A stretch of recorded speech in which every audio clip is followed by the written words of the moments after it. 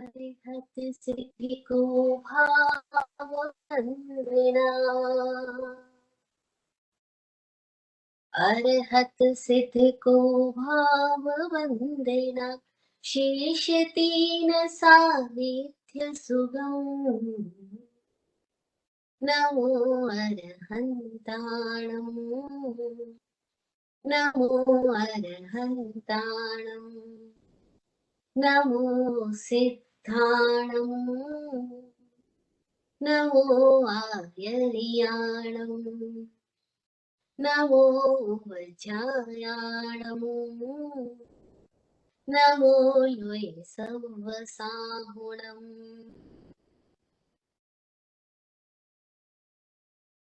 विद्या परमात्मा अनंत उपकारी, उनकी देशना आगमवाणी निर्ग्रंथ सद्गुरुदेव और चतुर्वेद संघ को भावमय वंदन नमन। जय हो। जैना की रिक्वेस्ट पर यह उत्तराखंड सूत्र का संक्षिप्त सार हम पिछले 10 सत्रों से सुन रहे हैं। आज 11th सेशन है जिसमें हम उत्तराखंड सूत्र के 29वें अध्याय की चर्चा करेंगे। लास्ट सेशन में हमने 28वें अध्ययन की बात की थी। 28वें अध्ययन के अंदर 28वें अध्ययन में मोक्ष मार्ग गति बताया और सम्यक दर्शन, ज्ञान, चारित्र और तप की बात कही गई थी। इस अध्याय के अंत में एक बात आती है जो बहुत महत्वपूर्ण है, वह है इन चारों का क्रम। एक गाथा में कहा गया है कि नादंस निस्स नाणम नाणेन विना न हुंती चरण गुणा, अगुणिस्स नत्थि मोक्षो अमोक्षस्य नत्थि निब्बाणम। इस गाथा को हम पहले समझे। ये गाथा कहती है कि नादंस निस्स नाणम, दर्शन के बिना ज्ञान नहीं होता। नाणेन विना न हुंती चरण गुणा, ज्ञान के बिना चरण गुण नहीं आ सकते, यानी चरित्र नहीं आ सकता। अगुणिस्व नत्थि मोक्षो, और जिसमें दर्शन, ज्ञान, चरित्र का गुण नहीं, वो मुक्त नहीं होता। और जो मुक्त नहीं होता, नत्थि अमोक्षस्य निर्वाणम, उसका निर्माण नहीं होता। अब यहाँ महत्वपूर्ण बात ये आ गई। पहली महत्वपूर्ण बात यह है कि जब तक दर्शन शुद्धि नहीं है तब तक ज्ञान नहीं हो सकता है। कई लोग किताबी जानकारियों को ज्ञान मान करके उसके अनुरूप आचरण करते हैं, लेकिन अपना दर्शन शुद्ध करते ही नहीं। दर्शन का मतलब है खुद की आंख का ऑपरेशन हो जाना, खुद की आंख के सारे जाले हट जाना। आंख मतलब दृष्टि, दर्शन मतलब दृष्टि। दृष्टि से सारे जाले हट जाए, यानी कि विचार हट जाए। क्योंकि जब हम विचार कर रहे हैं तो हम देख नहीं रहे, और जब हम देख रहे हैं तो हम विचार नहीं कर रहे। देखना और विचार करना एक साथ साथ नहीं होता है। जैसे अगर हम इस समय सूर्योदय देख रहे हैं, इंडिया में तो सूर्योदय हो रहा है, नॉर्थ कैरोलिना में रात हो रही है, तो अगर हम सूर्योदय देख रहे हैं तो हम सूर्य का विचार नहीं कर रहे, हम सूर्य को देख रहे हैं, महसूस कर रहे हैं। दृष्टि हमारी स्पष्टतः सूर्य का दर्शन कर रही है। लेकिन अगर हम बैठे बैठे सूर्य का विचार कर रहे हैं, इसका मतलब हम सूर्य को देख नहीं रहे। ऐसे ही हम आत्मा, परमात्मा, इन सारी मोक्ष, जीव आदि तत्वों की सारी बातों का विचार करते हैं, दर्शन नहीं होता। और विचारना को हम ज्ञान समझ लेते हैं, विचारना को हम दर्शन समझ लेते हैं, और यही हम एक गलत दिशा में चले जाते हैं। और फिर उस गलत दिशा में जिंदगी भर चलते ही चले जाते हैं, क्योंकि हमें समझ ही नहीं आता कि जो बौद्धिक जानकारियां हैं वह तो जरा सा हमारी मेमोरी लॉस हुआ खत्म हो जाएगी। हमने अपनी मेमोरी में कितनी भी बातें भर ली हो, कितने शास्त्र भर लिए हो, तुक्के भर लिए हो, कितनी जानकारी इकट्ठी कर ली हो दुनिया भर की, विश्व भर की, लेकिन जरा सा मेमोरी लॉस हुआ नहीं तो खत्म हो जाएगी। और जबकि ज्ञान तो वह है जो खत्म ही नहीं होता। तो उसको ज्ञान नहीं कहा जो मेमोरी में इकट्ठा किया जा रहा है। यहाँ का दर्शन की शुद्धि हो गई तो ज्ञान हो जाएगा। दृष्टि शुद्ध हो गई तो हम देखने लगेंगे, हम जानने लगेंगे। और अब जो हमारा जानना और देखना सम्यक होगा तो उससे जो हमारा जीवन निकलेगा, जो चरित्र के गुण आएंगे, वो हमारा ऑथेंटिसिटी होगी, वो हमारी प्रामाणिकता होगी। उसके लिए हमें किसी और के प्रमाण पत्र की जरूरत नहीं होगी, वो हमारी अपनी प्रामाणिकता है, हमारा चरित्र क्या है, हमारा चरित्र हमारी दृष्टि से आ रहा है। और जब ये तीनों गुण आते हैं, तो कहा जीव उसी क्षण मुक्त होता है। मुक्ति भविष्य में नहीं होती है। मुक्ति मतलब है क्षण क्षण वो ऐसे जीता है कि अब उसको कोई बंधन नहीं होता, अब उसके ऊपर कोई भी आवरण नहीं आता, कोई भी उसके भीतर में रिएक्शन पैदा नहीं होता। क्यों नहीं पैदा होता? क्योंकि वो घटनाओं को यथा तथ्य देख पाता है। वो भीतर और बाहर दोनों स्थितियों में तथागत होने लग गया। अब वो यथार्थ रूप से देखता है, तथागत हो रहा है। इसीलिए अब वो बंधनों में नहीं गिरेगा। तो कहा ना दंस नाणम नाणेन विना न हुंती चरण गुणा अगुणिस नत्थि मोक्षो।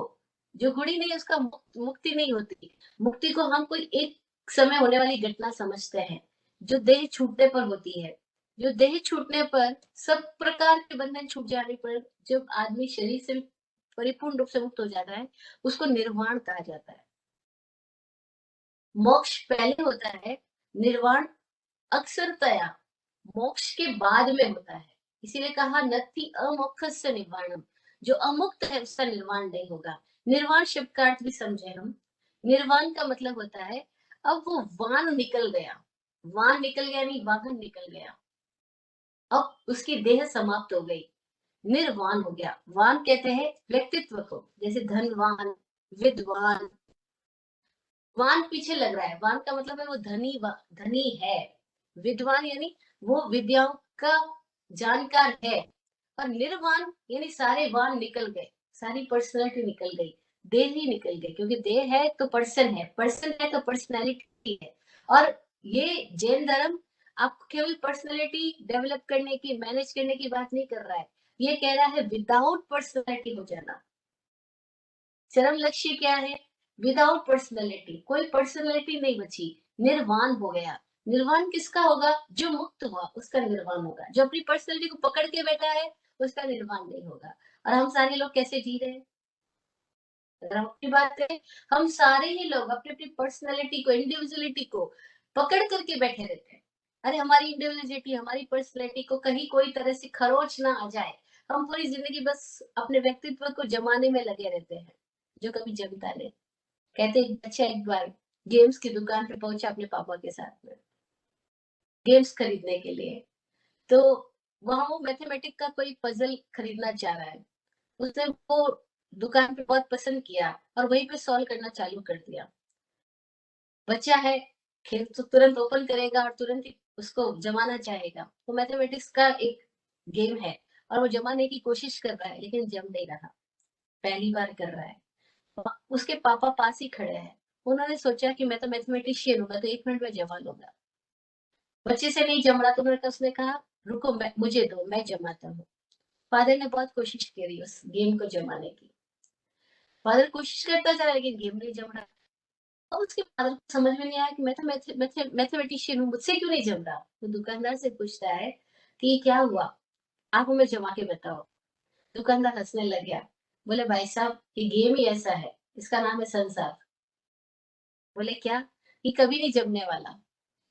ये गेम ऐसा ही होता है कि कभी जमता ही नहीं। हम संसार के अंदर कितना भी कुछ भी कर रहे हैं ना, कुछ भी नहीं जमने वाला है। हम कितनी पर्सनैलिटी को डेवलप करने की, मैनेज करने की कोशिश करेंगे, कुछ होने वाला नहीं है। क्यों? क्योंकि ये देह तो छूटेगी, सारी चीजें बदलेगी और क्षण क्षण बदल रही है। तो यहाँ पे किसको मैनेज कैसे करेंगे हम? कैसे हम डेवलप करेंगे? हम कोशिश करते हैं पकड़ बनाने की, लेकिन ये गेम ही ऐसा है कि कभी जमता ही नहीं है। अगर जम ही जाता तो महावीर यही बैठे होते, बुद्ध यही बैठे होते, रामकृष्ण यही बैठे होते। लेकिन नहीं, जमा नहीं, क्योंकि कोई कितनी भी लाख कोशिश कर ले सब कुछ ठीक ठाक करने की, इसको भी ठीक लगे, इसको भी ठीक लगे, इसको भी अच्छा लगे, उसको भी अच्छा लगे, मैं सबको अच्छा अच्छा लगे वैसा जीऊंगा, पॉसिबल ही नहीं है। तो अगुणस्य नत्थि मोक्ष नत्थि अमोक्षस्य निर्वाणम। जो मुक्त नहीं हुआ उसका निर्वाण नहीं होता। मुक्ति मरने के बाद की घटना नहीं है। मुक्ति है हमारे जीने का वह तरीका जब हम किसी भी तरह के भीतर बाहर में किसी इंप्रेशन में नहीं पकड़ रहे हैं, किसी इंप्रेशन में नहीं जा रहे हैं, किसी प्रभाव में, किसी विभाव में नहीं जा रहे हैं। हम क्यों, कब विभाव में नहीं जाएंगे? जब हमारी दृष्टि क्लियर होगी, क्लियर विजन होगा, सम्यक दर्शन होगा। सम्यक दर्शन होने का मतलब है हम समय मात्र में देख रहे होंगे और तब समय मात्र में जान भी रहे होंगे। तो हमारा देखना और जानना अनबायस्ड होगा। अनबायस्ड का मतलब है किसी से बंधा हुआ नहीं है, किसी धारणा से ग्रसित नहीं है, वरना तो हम सुनी-सुनाई बातों को मानते रहते हैं। खुद के अनुभव को नकार देते हैं और सुनी हुई बातें हमारे ऊपर हावी हो जाती है। अपने अनुभव को हम प्रधानता ही नहीं देते। हमारा खुद का लाइफ का अनुभव तो हो रहा है हर पल, लेकिन हम इसको इम्पोर्टेंस नहीं देंगे। हम जो चली आ रही रिवाज, धारणाएँ, जो चली आ रही मान्यताएँ, हम उनको इम्पोर्टेंस देंगे और तब क्या होगा, हमारा दर्शन क्लियर नहीं होएगा, हम मान्यताओं में चले जाएँगे।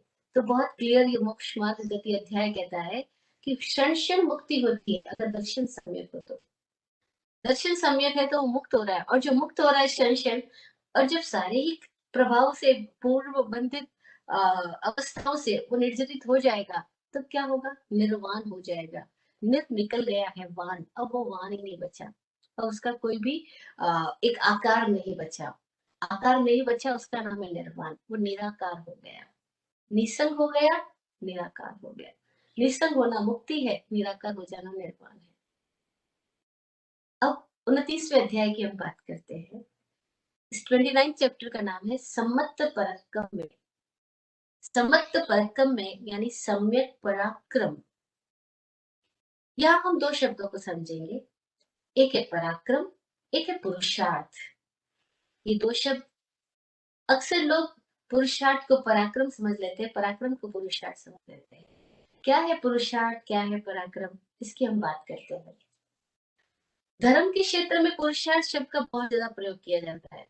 लोग ये कहते हैं अरे पुरुषार्थ करेंगे तभी तो कर्म कटेंगे, अरे पुरुषार्थ करेंगे, लेकिन वो पुरुषार्थ करने का मतलब समझ रहे हैं कोई क्रिया करना, कुछ एक्टिविटी करना, कुछ प्रयास करना, कुछ एफर्ट्स करना। एफर्ट्स करने को, प्रयास करने को पुरुषार्थ समझा जा रहा है। नहीं, पुरुषार्थ कुछ क्रिया करना नहीं है। पुरुषार्थ शब्द का मतलब होता है अपने होनेपन में आ जाना। पुरुष आत्मा को कहा गया है। क्यों पुरुष आत्मा को कहा गया? पुरुष आदमी को नहीं कहा गया है। आदमी हो या औरत हो, नर हो या मादा हो, दोनों के भीतर पुरुषार्थ है। पुरुष शब्द जो बना है, पुराने लोगों ने कितने जो शब्द गढ़े, कितने अनुभव से उनके भीतर से ये शब्द निकले। उन्होंने शरीर को पुर कहा। पुर कहा इस देह को, क्योंकि देह जो है वो एक नगरी की भांति है।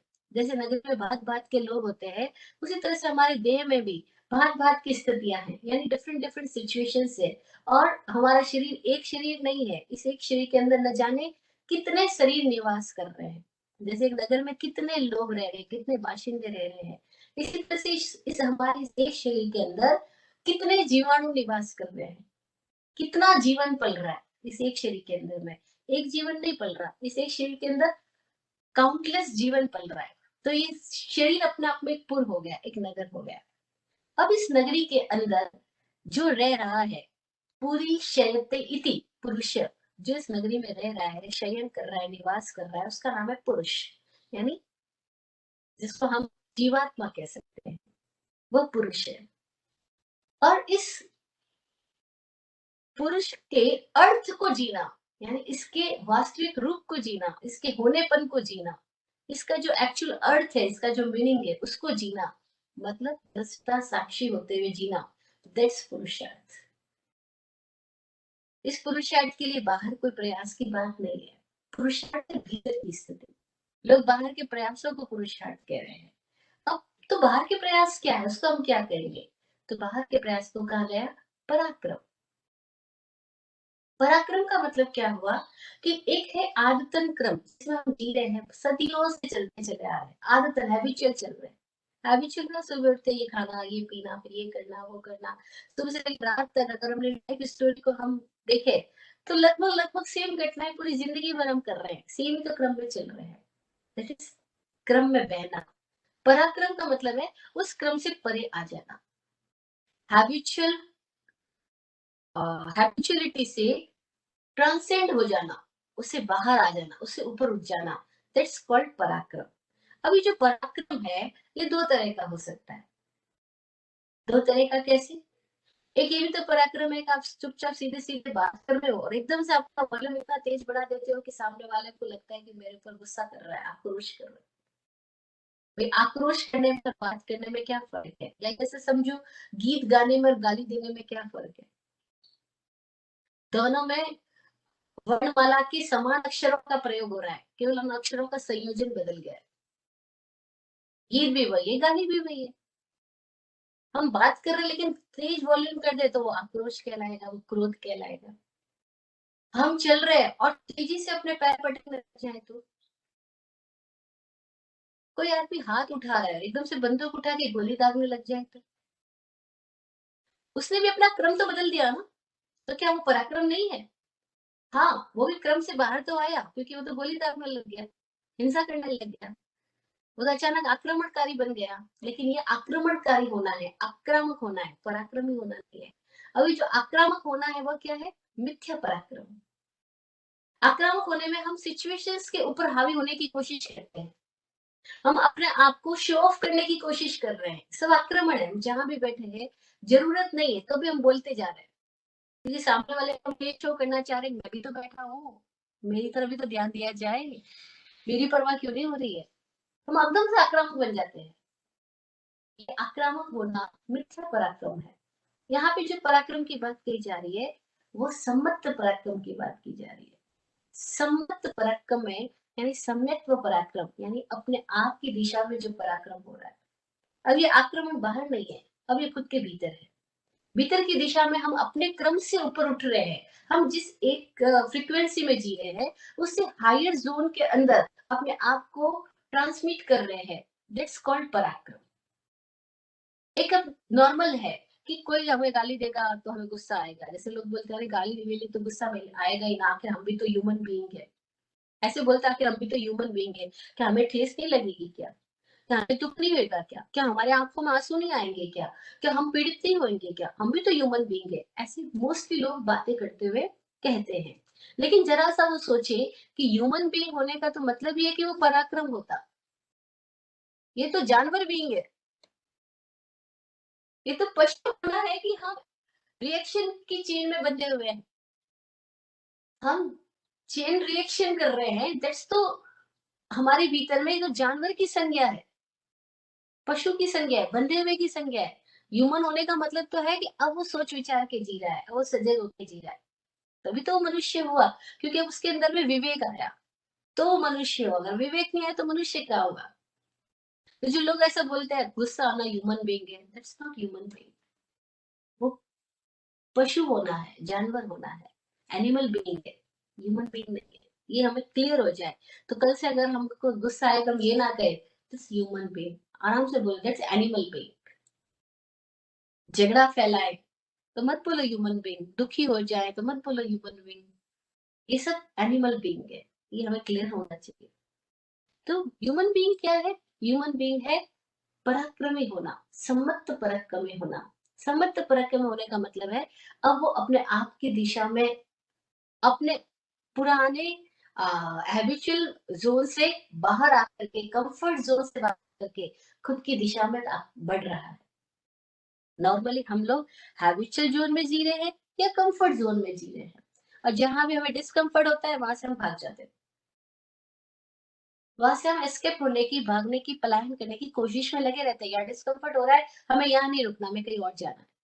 इस व्यक्ति के साथ डिस्कम्फर्ट हो रहा है, हम कह रहे हैं इस व्यक्ति के साथ रहना ही क्यों, अलग घर ले लो या इसको तलाक दे दो क्योंकि डिस्कम्फर्ट हो रहा है।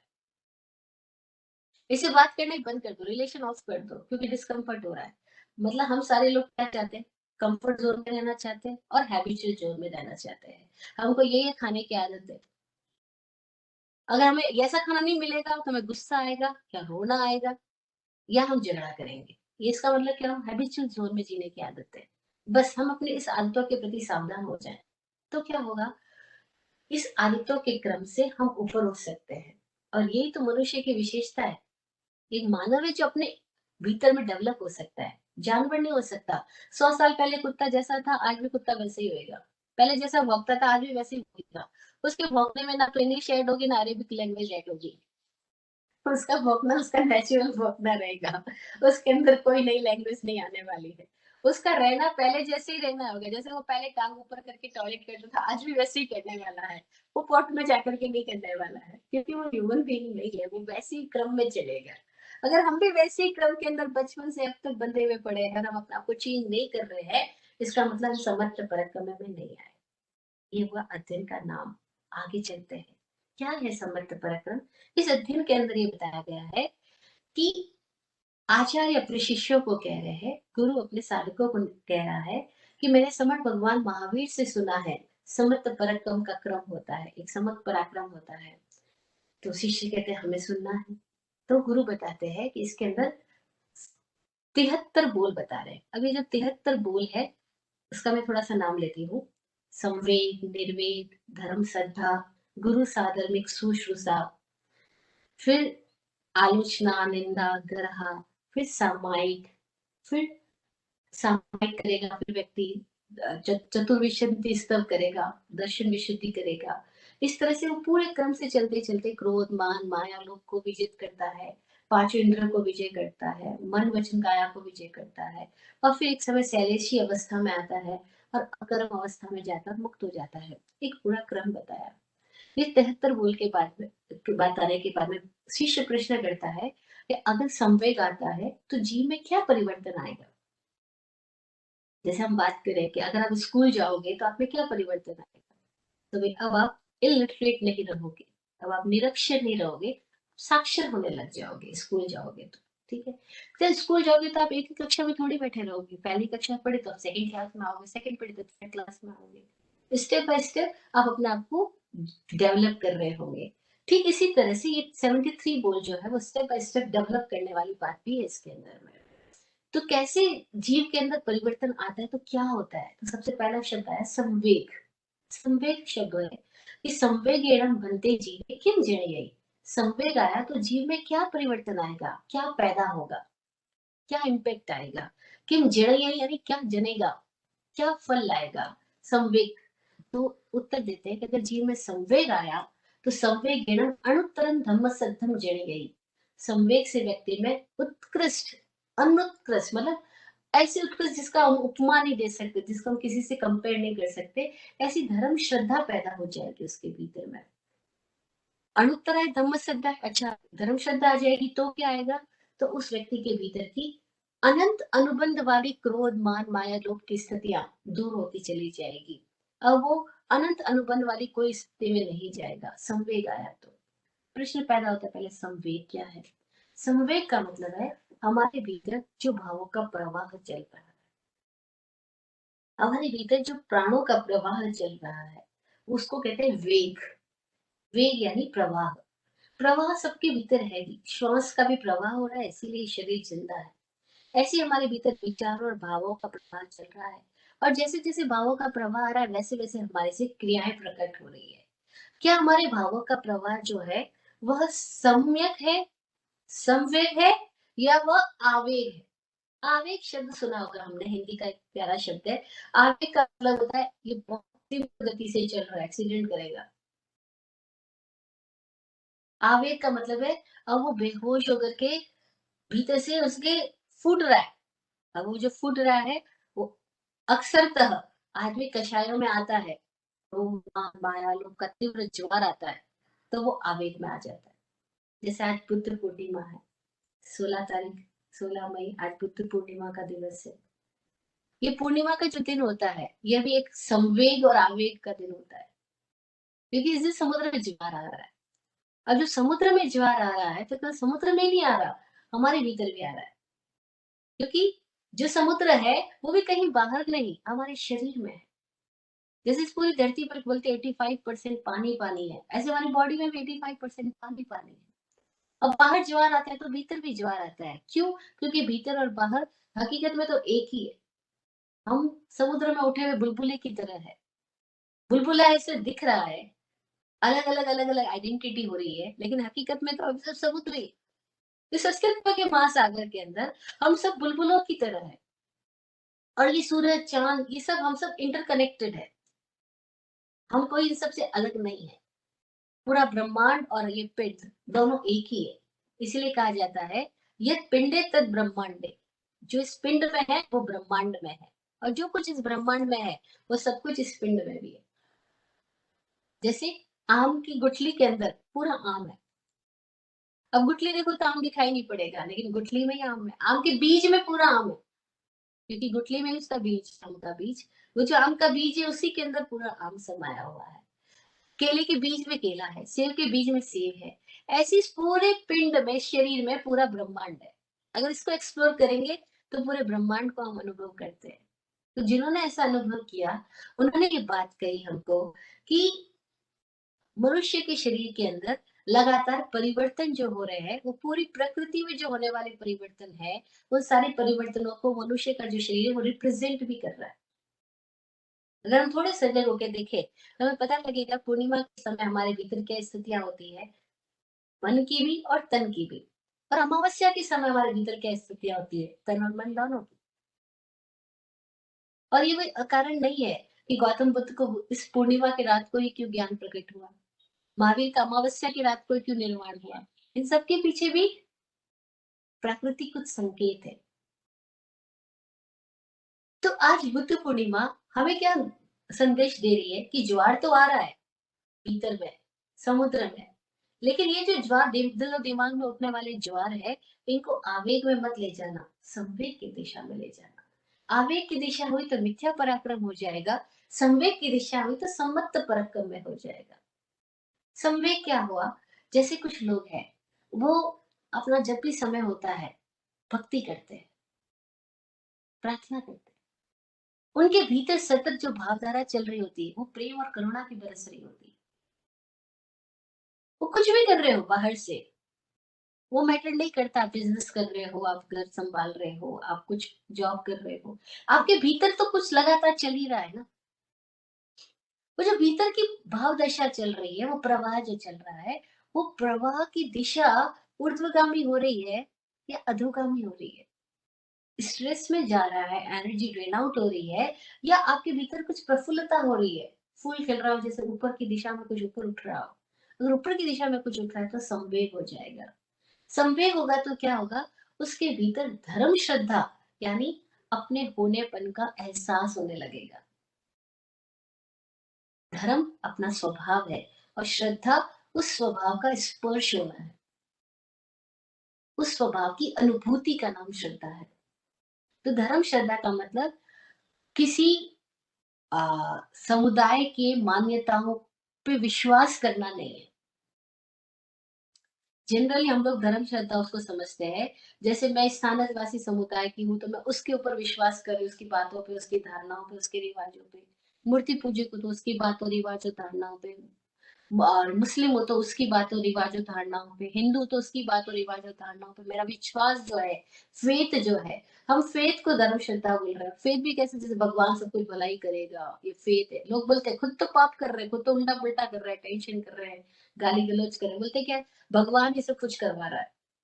मतलब भगवान को क्या पड़ी तुमसे गालियां निकलवाने की। लेकिन हम गुस्सा करें, हम झगड़ा करें, हम कुछ भी करें, ऊपर वाला करवा रहा है। मतलब जब भी कुछ ऐसा होता है, ये हम इसको फेथ बोल देते हैं, इसको श्रद्धा बोल देते हैं। इसलिए मैं बोल रही हूँ ये श्रद्धा नहीं है, ये फेथ नहीं है। लेकिन लोग, हम मोस्टली ऐसी ही सोच होती है, या कहते हैं भाई हमें तो ईश्वर पे बहुत भरोसा है। अच्छा, तुम जिसको जानते ही नहीं उस पर भरोसा कैसे हो सकता है? हम तो ईश्वर को जानते तक भी नहीं, हमने कभी मिले ही नहीं, कभी देखा ही नहीं। बस सुनी सुनाई बात है कि ईश्वर पे भरोसा करना चाहिए, इससे भला होता है।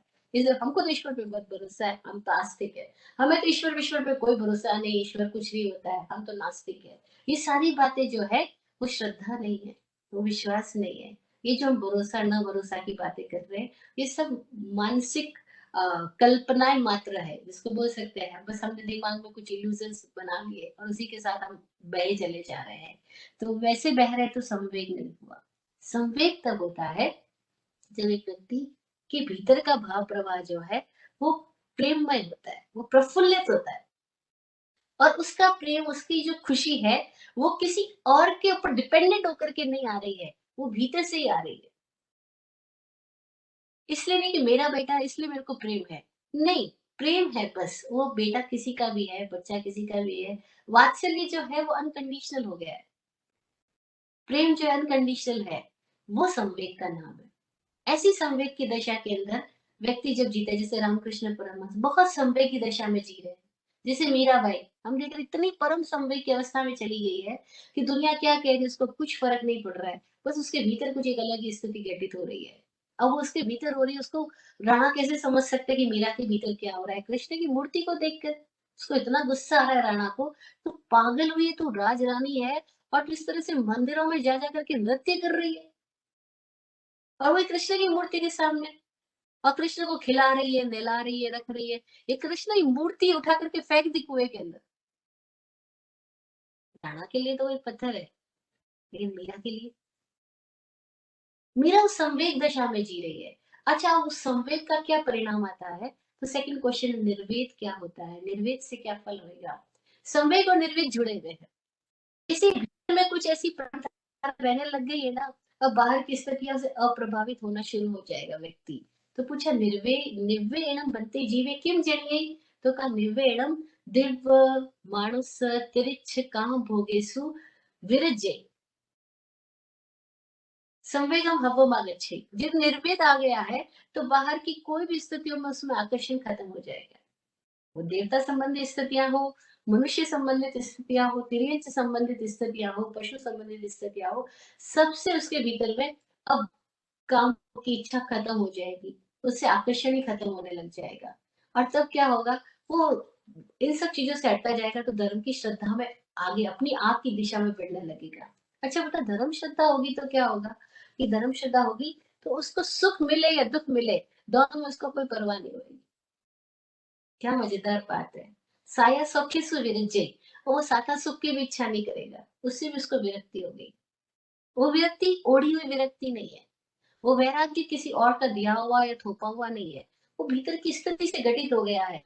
जैसे किसी को प्रेम हो जाता है किसी से, तो हम देखते हैं वो जब बहुत प्रेम की दशा में होते हैं उनकी भूख गायब हो जाती है, उनका खाना कम हो जाता है, उनका सोना कम होता हो जाता है, उनका शरीर एक अलग तरीके से काम करने लग जाता है। ये सब क्या हो रहा है? अरे वो प्रेम भी आया तो इतना जीवन में परिवर्तन आ जाता है, चेहरा बदल जाता है, आंखें बदल जाती है। ऐसी धर्म श्रद्धा भीतर में आ गई, यानी क्या हुआ, अब वो प्रेम तो है लेकिन प्रेम खुद की दिशा में आ गया है, किसी व्यक्ति से नहीं जुड़ा हुआ है। अब भीतर में कुछ ऐसी स्थितियां घटित हो रही है। कई बार व्यक्ति सामने है उस वजह से भी हो रहा है, जैसे मीरा के लिए कृष्ण की मूर्ति, ऐसी हमारे लिए गुरु हो सकते हैं, हमारे लिए भी भीतर की कोई ऐसी स्थिति प्रकट हो सकती है। किसी-किसी के लिए भगवान की प्रतिमा को देख कर के भी ऐसा संवेग और निर्वेग आ सकता है कि वो धर्म की श्रद्धा में चला जाए।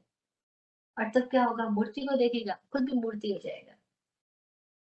एक्चुअल में मंदिर में जो मूर्ति स्थापित की गई, उसका उद्देश्य यही था कि किसी को तो उस प्रतिमा को देख कर के भीतर में वो स्थिति घटित हो जाए कि वो भी प्रतिमा की तरह ही हो जाए, मूर्ति हो जाए, स्थिर हो जाए।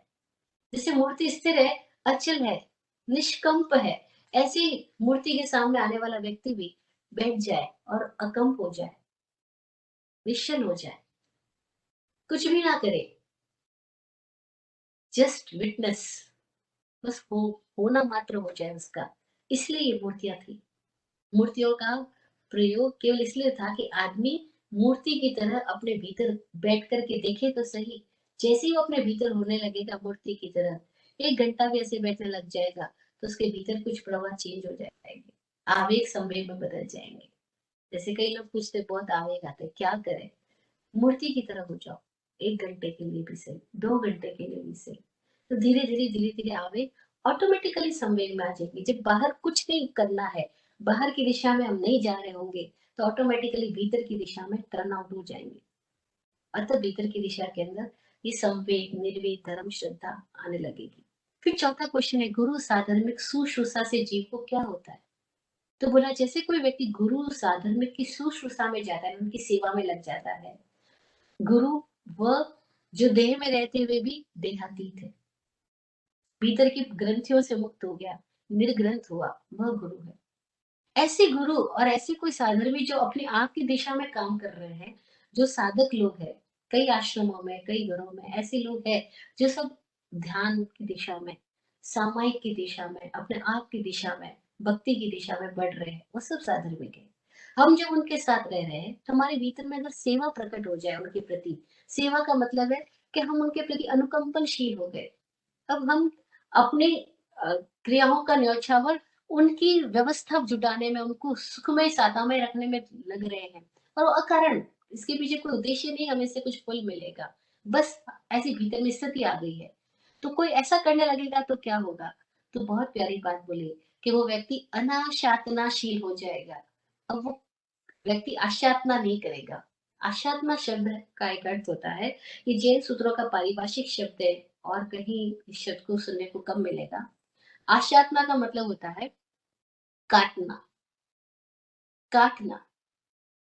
नॉर्मली इसको बोलेंगे डिसरेस्पेक्ट करना, किसी की रेस्पेक्ट नहीं करना, दैट्स कॉल्ड आशातना। रेस्पेक्ट नहीं करना, नॉट फॉर्मली, एक्चुअली भीतर में जैसे ही हम किसी को काटते हैं, किसी के प्रति मन में ये पैदा हो जाता है, ये तो ये डिफरेंट है, मैं डिफरेंट, जैसे अलगाव की भावना पैदा हो जाती है। फिर हम उसकी हर बात के ऊपर कोई ना कोई तर्क वितर्क लाते हैं, उसके हर व्यवहार के ऊपर क्वेश्चन उठाते हैं। और घरों में देखो चारों ओर का माहौल क्या है, एक दूसरे को लेकर के हर कोई तनावग्रस्त है। एक दूसरे को लेकर के हर कोई, इसी के मन में ये आता है इनको ऐसा करना चाहिए, इनको ऐसा बोलना चाहिए, इनको ऐसे चलना चाहिए, इतने बजे सोना चाहिए, इतने बजे जागना चाहिए। वो ऐसे क्यों बोल दिए, उन्होंने मेरे बारे में ऐसा क्यों बोला, किसी के बारे में ऐसा क्यों बोला। ये सारी जो वातावरण है क्या बता रहा है, ये सब आशातना है। आशातना का मतलब है हम लगातार एक दूसरे को काट रहे हैं और ऐसे ही तो कर रहे हैं, इसीलिए घर घर में नरक बना हुआ है। और तब क्या होगा, तब सेवा पैदा ही नहीं होगी। अगर सेवा पैदा हो गई तो क्या होगा? कुछ घरों में हमने देखा, 4 लोग हैं घर में, लेकिन कभी मतलब पिन ड्रॉप साइलेंट, साइलेंट बोले तो फालतू कोई शोरगुल नहीं होता है वहाँ पे। लोग इशारों से बात कर रहे हैं, एकदम रिदमिक है, सबके चेहरे, सबके बीच का माहौल ऐसा है कि एक के भीतर उठा विचार दूसरे को अंदर ऑटोमेटिकली ट्रांसमिट हो गया, बोलने की भी जरूरत नहीं पड़ी। और सब इस तरह से एक साथ स्वर्ग की तरह रह रहे थे। क्यों? क्योंकि उनके भीतर में ये स्थिति आ गई धर्म श्रद्धा की। उन्हें अपने आप की दिशा में वो जाने लग गए चारों लोग। तो ऐसी स्थिति पैदा हो गई कि बीच में सब प्रेम ही प्रेम है, कहीं कोई भी नोक-झोंक नहीं है, कलह क्लेश नहीं है। तो गुरु साधर्मिक की सेवा और शुश्रूषा से जीव में क्या परिवर्तन आता है? तो कह रहे अनाशातनाशील हो जाएगा। अच्छा, जब वो अनाशातनाशील हो जाएगा तब क्या स्थिति आएगी? तो बोले अब वो 4 दुर्गति में नहीं जाएगा। 4 दुर्गति कौन सी होती है?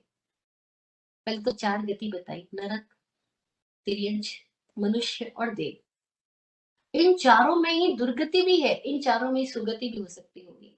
तो बोला नरक में जाएगा नहीं, नरक दुर्गति स्पष्ट हो गया। पशु का जीवन में दुर्गति वो भी दिख रही है, लेकिन मनुष्य में भी तो दुर्गति है। कितने मनुष्य ऐसे हैं जो दुर्गति की तरह जी रहे हैं, जानवरों से भी गई बीती जिंदगी जी रहे हैं। कितने मनुष्य ऐसे हैं सुबह से लेकर रात तक उनकी जिंदगी के अंदर दुख, कलह, क्लेश यही सब कुछ है। और छोटी छोटी सोच की संकीर्णताओं को लेकर के पूरी जिंदगी खराब कर रहे हैं, वो सभी दुर्गति तो है। बंधनों के अंदर ही पड़े हैं, मानसिक बंधनों के अंदर, और उसी में जी रहे हैं, तो दुर्गति है। तो बोला ना मनुष्य की दुर्गति में जाएगा ना देवगति। देवगति में भी ऐसे है, जैसे हमारे यहाँ पर हम बोलते हैं कि ये लोअर कास्ट है, ऐसी देवता में भी लोअर कास्ट है, वहां भी दुर्गति है। देवताओं के साथ भी मिसट्रीट होता है, जैसे हम सोचते हैं यहाँ पे मिसबिहेव हो रहा है इन लोगों के साथ में, इस जाति के साथ में फला, वैसे देवताओं में भी हो रहा है। तो बोल रहे हैं वहां भी दुर्गति है, लेकिन जिस व्यक्ति के भीतर सेवा और श्रद्धा पैदा हो गई, वो चारों गतियों की दुर्गति में नहीं जाएगा, लेकिन मनुष्य और देव में जो सुगति वाली स्थितियां हैं उसमें वो जाएगा।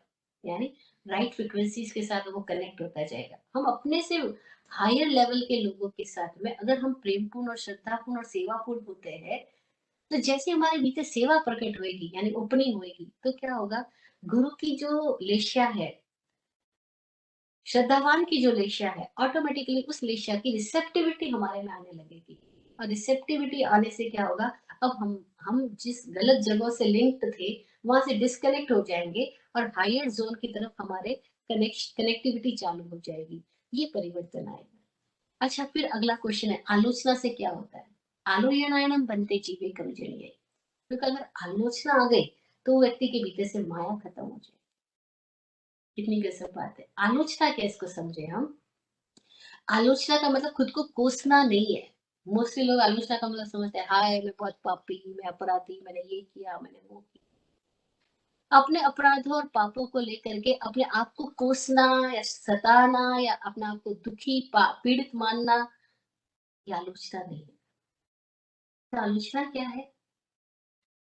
आलोचना है देखना, पूर्णता से देखना। लोचन शब्द है, लोचन नेत्र को, आंख को कहते हैं, लोचना देखने को कहते हैं। और देखने में आ यानी कंप्लीटली, थॉरोली।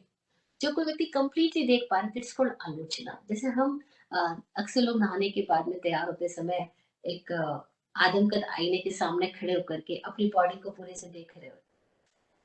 कैसे अपने आप को सुंदर बनाने के लिए वो पूरा कुछ अपना ऑब्जर्वेशन आईने के सामने करते हैं। बस ठीक ऐसे ही खुद ही आईना हो जाए और खुद ही आईने में देखने वाला हो जाए। और फिर केवल शरीर को ही नहीं, अपने आप को कंप्लीटली देखे, दैट्स कॉल्ड आलोचना। खुद को देखना। और जब नहा करके निकल रहे हो और कांच के सामने खड़े, तुम कुछ कर रहे हैं या केवल देख रहे हैं? बस देख रहे हैं। देखने से हमारे भीतर से करना आता है, अच्छा ये चीजों को रिमूव करना है, ये चीजों को व्यवस्थित करना है। आया। आलोचना करने से क्या हो गया? पर्दा हट गया। हमको हमारे बारे में राइट जानकारी आई। बस ऐसी ही आलोचना करेंगे तो क्या होगा? हमारे भीतर जो कांटे छुपे हैं, जो माया है, जो दिखावा है, जो प्रदर्शन की इच्छा है, कुछ छुपाते हैं, कुछ जताते हैं। नॉर्मली हम सारे लोगों की स्थितियां यही है कि हम कुछ छुपाते हैं और कुछ दिखावा करते हैं। आलोचना आ गई तो ये छुपाना और दिखाना दोनों खत्म हो जाएंगे। कुछ छुपाना, कुछ दिखाना, इसका नाम माया, मायाचारिता है। ये मायाचारिता खत्म हो जाएगी। और ये जाएगी तो क्या जाएगा? तो बोला, अंदर के सारे शल्य खत्म हो जाएंगे, कांटे निकल जाएंगे। कांटे कितने सारे हैं? कांटे मतलब माइंड में कितने सारे ब्लॉकेजेस है। लोगों को जो ब्रेन स्ट्रोक हो जाता है, उधर ओह ब्रेन स्ट्रोक हो गया, वो उसके माइंड के अंदर ये हो गया।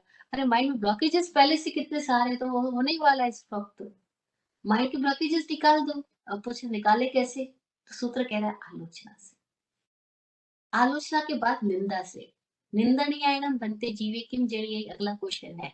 तो बोले निंदा करेगा व्यक्ति तो उसके अंदर में अपने आप की स्थितियों के प्रति एक अलग दर्शन पैदा होएगा। उसको अब अपने आप की जो सेल्फ इमेज बनाने की जो दौड़ लगी हुई थी, उससे वो मुक्त हो जाएगा। पश्चानुतापम चाहिए, पश्चाताप पैदा होगा। तो ये पश्चाताप वर्ड उस समय जो प्रयोग किया गया वो इसलिए किया गया कि अब वो व्यक्ति अपनी घटनाओं को लेकर के अपनी पकड़ नहीं बनाएगा, अब उसको समझने लगेगा। और पश्चाताप क्या होगा? अपनी गलतियां दिखाई पड़ेगी तो पश्चाताप आएगा। लेकिन अगर वो पश्चाताप में अटक गया तो गलत दिशा में चला जाएगा। लेकिन वो पश्चातापेडम विरज्यमाणे करण गुण सैडिल पड़ी वज्जे। अगर वो पश्चाताप से हट गया, पश्चाताप से भी विरक्त हो गया, ये बड़ी महत्वपूर्ण बात है। जनरली हम लोग कुछ भी ऐसा करते हैं और हम अपना को देख लेते हैं, अरे मेरे को गुस्सा आया, अरे मैंने झूठ बोला, उसके बाद में हम पछतावा करते हैं। मैंने देखा एक माँ को, वो अपने बच्ची के ऊपर इतना गुस्सा किया कि उसका सिर दीवार से फोड़ लिया, गुस्से में आकर के। मेरे सामने की घटना है, बचपन में मैंने देखा था। और थोड़ी देर के बाद में क्या हुआ, उसको पछतावा हुआ, ओ मैंने गलती कर ली। अब वो अपना सिर दीवार से फोड़ रही है। पहले बच्चे का सिर पकड़ के दीवार से, अब खुद का सिर दीवार से फूट रही है। ये पश्चाताप है। जब तक पश्चाताप है तब तक आदमी नहीं बदला। क्रोध वही का वही है। पहले क्रोध की दिशा बच्चे की तरफ थी, अब दिशा खुद की तरफ हो गई। ऐसे ही तो होता है घर भर में। बॉस के ऊपर गुस्सा आ रहा है, पत्नी पे गुस्सा निकाल रहे हैं। पत्नी को पति पे गुस्सा आ रहा है, बच्चों पे निकाल रहे हैं। बच्चों को माँ बाप पे गुस्सा आ रहा है, खिलौनों पे निकाल रहे हैं या काम वालों पे निकाल रहे हैं। और खिलौने पटक रहे हैं या जोर जोर से चिल्ला रहे हैं। ये सारी चेन चल रही है। ये सब निंदा। अगर हम इन सबको हटना है तो क्या होगा? तो कहा आलोचना, निंदा और गर्हा। निंदा करने से पश्चाताप आता है, लेकिन पश्चाताप से विरक्त हो गया, पश्चातापेन विरज्यमाण, विरक्त हो गया, तो करण गुण सैडिन पड़ी बचे। तो करण गुण श्रेणी में आ जाएगा। यानी अब उसका बिहेवियर जो है वो पहले जैसा नहीं है। अब उसके भीतर में एक नई स्थितियां डेवलप होने लग जाएगी। अब उस जीव के अंदर अपने ही आचरण को बदलने की क्षमता खुद ब खुद आएगी। करण गुण श्रेणी पड़ी बचे। और तब गर्हा पैदा हो गई। तो गर्हा का मतलब है कन्फिस्ट करना। जो स्थितियां भीतर है उसको एक अनुभवी गुरु के सामने जाकर के कन्फिस कर पाना, दैट्स कॉल्ड गरहा। गरहा का मतलब ये भी है कि अब हमने किसी भी बात की पकड़ छोड़ दी। अगर गलती भी हो गई तो गलती की भी पकड़ छोड़ दो, दैट्स आल्सो कॉल्ड गरहा। यहाँ कोई व्यक्ति सामने ना हो कोई फर्क नहीं पड़ता, लेकिन हमने जो कुछ भी किया है हम उसकी पकड़ से छूट जाए, गरहा गरहा ना करे, उसको ग्रहण ना करे, उसको छोड़ दे। तो क्या होएगा? पहले बताया, गरहाणायनम अपरक कारण जने, अपुरस्कार पैदा होगा। अपुरस्कार यानी अब किसी भी तरह की प्रशंसा वाली स्थिति नहीं जाएगी। हम जनरली पूरी दुनिया में लोग दूसरों की तारीफ पाने की कोशिश में लगे रहते हैं और इसी चक्कर में हम सब झूठे होते हैं। हमें तो सबसे अच्छी राय चाहिए खुद के बारे में। नहीं, हर आदमी बोलता है please subscribe my channel and comment and like. हम पहले से ही दूसरों से बोल देते हैं प्लीज लाइक माय चैनल। अरे मतलब तुम चाह रहे हो कि लोगों की लाइकिंग मिले, और लाइकिंग के लिए फिर क्या करना पड़ेगा? लाइकिंग के लिए फिर लायरी होना पड़ेगा, फिर झूठा होना पड़ेगा। ये बात क्लियर हो जाएगी तो हम अपने आप की दिशा में जाएंगे। फिर अपुरस्कार, फिर कोई फर्क नहीं पड़ता कोई क्या बोल रहा है, कोई तारीफ मिल रही नहीं मिल रही, नहीं आप पकड़ छोड़ दो, अपने व्यक्तित्व की भी पकड़ छोड़ दो, जो गलतियां होंगी उनकी भी पकड़ छोड़ दो। तो नेक्स्ट स्थिति बताइए, अब व्यक्ति सामायिक में जाता है तो क्या होगा?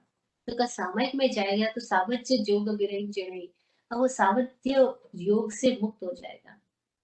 सावध्य योग से मुक्त हो जाएगा मतलब अब डिसहारमोनी से हट जाएगा। सावध्य का मतलब है डिसहारमोनी, हारमोनी का नहीं होना। वद्य मतलब संगीत, अवद्य शोरगुल, और अवद्य में जो शरीक है दैट इज सावध्य। सावध्य का मतलब है शोरगुल में शर्कियत, यानी डिसहारमोनी में होना, भीतर में स्ट्रेस में रहना, वो सावध्य योग है। सामायिक मतलब आत्मा के संगीत में आ जाना, समय वद्य में आ जाना, समय वज्जी का हो जाना, आत्मा का संगीतमय हो जाना। तो जब आत्मा संगीतमय होगी तो क्या होगा? का डिसहारमोनी हट जाएगी। अच्छा, जब वो भीतर आ गई तो अब क्या होगा? उसकी प्रवाह की दिशा और ऊपर उठने लगेगी। तो जो सिद्ध पुरुष है उनकी दिशा, उनकी भक्ति पैदा होगी, उनकी स्तुति पैदा होगी। तो का चतुर्विंशति स्तर से क्या होगा? Next question. तो बोला अगर चतुर्विंशति स्तर आ गया तो दर्शन की विशुद्धि होगी। सिद्धों की ध्यान करने से दर्शन विशुद्धि होती है, दृष्टि निर्मल होती है। इसलिए हम बोलते हैं सिद्धा सिद्धि मम दिसंतु, हे सिद्ध परमात्मा मुझे भी सिद्धि दिखाओ। सिद्धों का ध्यान, सिद्ध है ही वो जिनकी दृष्टि ऊपर से आवरण हट गए, अब वो क्लियर जिंदगी जी रहे हैं। दैट्स प्रूवन जिंदगी, that's proven life is called सिद्धात्मा की जिंदगी। अभी जो सिद्ध योगी है, ऐसे लोगों की अगर हमारे भीतर भक्ति पैदा हो जाएगी, उनकी स्तुति पैदा होगी, सिद्ध पुरुषों की स्तुति पैदा होगी, तो हमारे दर्शन की विशुद्धि होगी। क्योंकि जिसके पास जो है वो वही तो देगा, जिसके पास आंख है वो आंख देगा। फिर अगला क्वेश्चन, अगर वंदना होगी तो वंदनेनम बनते जीवे किम जय, तो बोला वंदना हुई अरहंत सिद्ध की, गुरु लोगों की, ज्ञानी जनों की, भीतर में भी वंदना की स्थिति पैदा हो गई। तो निया गोयम कमम खवे उच्चा गोयम चले बन गए, नीच गोत्र कर्म श्रेय हो जाएगा, उच्च गोत्र कर्म से वो संबंधित होने लगेगा। यहाँ गोत्र का मतलब है फ्रीक्वेंसी जोन। एक है ऐसी फ्रीक्वेंसी जोन जो हमारे प्राण चेतना को नीचे की दिशा में ले जाती है। यहाँ जाति से संबंध नहीं है, लोग गोत्र का मतलब जाति से समझ लेते हैं। जैसे हम भारत की स्थितियों की अगर बात करें तो यहाँ पे कुछ जातियों को ऐसा माना जाता है कि अनुसूचित जाति है, अनुसूचित जनजाति, शेड्यूल कास्ट है। फिर कोई उसमें जन्म लेता है तो बोलते हैं नीच गोत्र में जन्म लिया है। नहीं नहीं, कास्ट से लेना देना नहीं है। फिर तो गड़बड़ी हो जाएगी। महावीर तो कह ही नहीं रहे कि जन्म से कर्म का संबंध है। अगर हम नीच गोत्र का ये अर्थ करते हैं कि उस कास्ट के लोग जो निम्न कहलाते हैं समाज के अंदर में, जैसे कोई शिकारी परिवार है, जैसे कोई शमशान की क्रिया करने वाले परिवार है, जैसे कोई वधिक परिवार है, हम उनको ऐसे समझ लेंगे नीच गोत्र है। अथवा हम हरिजन लोगों को समझ लेंगे नीच गोत्र, जैसे कि आम मान्यता है। तो मैं स्पष्ट इसलिए करना चाह रही हूँ इस बात पे रुक करके कि अगर हम ऐसा समझते हैं तो महावीर का दर्शन बिल्कुल ही गड़बड़ हो जाएगा। कि महावीर ने तो स्पष्ट बात कही कि कम्मुना बम्बड़ो हुए कम्मुना हुई खत्तियो, कम्मुना वैसो हुई कम्मुना हुई शुद्धो। कोई कर्म से कोई क्षत्रिय वैश्य शूद्र या ब्राह्मण होता है? उन्होंने स्पष्ट मना किया, जन्म से इसका संबंध ही नहीं है। ये बातें तो ब्राह्मणों के उस समय के समाज के ब्राह्मणों में बड़ी क्रांति ला दी थी। तो महावीर ने ये घोषणा की कि चारों वर्णों का संबंध जन्म से नहीं है, कर्म से है। कितनी बड़ी घोषणा थी उस जमाने में, जबकि जन्म से ही सबको समझा जा रहा था। और महावीर ने खुद ने करके दिखाया, वो क्षत्रिय होते हुए ब्राह्मण हो गए। थे तो क्षत्रिय राजकुल में, लेकिन ब्राह्मण की तरह हो गए, यानी विद्याध्ययन में, ज्ञान अर्जन में अपना पूरा जीवन झोंक दिया, अपने आप की दिशा में चल करके ब्रह्म हो गए। और तब उन्होंने बताया कि सही ब्राह्मण कौन है, जिसको हम पहले सुन चुके हैं उत्तराधि सूत्र में ही। तो मैं यहाँ ये बताना चाह रही हूँ कि वंदना से नीच गोत्र का श्रेय होगा। मतलब क्या होगा कि अब आपके भीतर में ऐसी स्थिति नहीं आएगी, जैसे लोग बोलते हैं ना कि मुझे उसको देख के गुस्सा आ जाता है, मुझे उसको देख के गाली आती है, मुझे उसको देख के दुःख आता है। अब ये सारी स्थितियाँ किसी-किसी के लिए एकदम कॉमन है, उनके लिए गाली एकदम कॉमन चीज़ है। गुस्सा, दुःख, तकलीफ में रहना, स्ट्रेस में रहना, पूरी दिन-रात झगड़े में रहना, बिल्कुल कॉमन है। ये सब नीच गोत्र है। फिर कुछ लोग हैं जिनको कैसी भी स्थिति आ जाए, क्रोध आता ही नहीं है, गाली पैदा ही नहीं होती। कोई उनको मार दे, कोई उनको घर से बाहर निकाल दे, धक्का दे दे, कोई उनके कान में कीलें ठोक दे, कोई उनको ऊपर गरम-गरम पानी भी डाल दे, कोई उनके साथ में कैसे भी बात कर ले, लेकिन उनको किसी के भी प्रति बुरी स्थिति पैदा ही नहीं होती। क्यों नहीं पैदा होती? क्योंकि उनके भीतर की अवस्था का परिवर्तन हो चुका है। निया गोयम कमम खवई, नीच गोत्र का आश्रय हो गया, उच्च गोत्र में है, तो उनकी सोच बिल्कुल डिफरेंट होएगी। उनका जीने का तरीका बिल्कुल डिफरेंट होगा। उनके सामने कैसी भी स्थिति आ जाती है, वो निम्न सोच में जाते ही नहीं।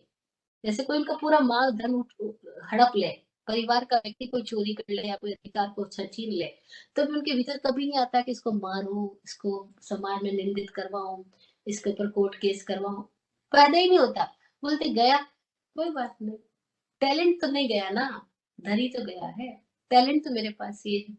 अगर मैंने इस टैलेंट से धन इकट्ठा किया था, मैं दोबारा धन कमा लूंगा, क्या फर्क पड़ा। हाथ, अपना हाथ है, हमने हमारे साथ है ना, काफी। ऐसे भी लोग देखे हैं, और ऐसे भी लोग देते हैं देखे हैं जिनका 10 रुपया भी कहीं कोई छीन के ले जाए या 10 रुपये भी कोई से ज्यादा ले ले, तो उनको 10 रात तक की कम से कम नींद खराब हो जाती है। तो मैं ऐसा बोल रही हूँ, 10 रात या 10 साल की भी नींद खराब हो जाती है। वो पुरानी बातों के चक्र में से बाहर ही नहीं आते, उसने मेरा ये कर लिया, वो कर लिया, ये सब नीच गोत्र की बात है। तो नीच गोत्र का संबंध जन्म से नहीं, भीतर की फ्रिक्वेंसी जोन से है, और वो चेंज हो जाएगा अगर वरना पैदा हो गई तो। अब कोई लोग कहते हैं कैसे पैदा होगा? आप इसी क्षण से उस दशा में आ जाओ कि आपके भीतर अनंत सिद्ध की भक्ति और वंदना पैदा हो जाए, तो आपके भीतर की स्थितियाँ बदल जाएगी।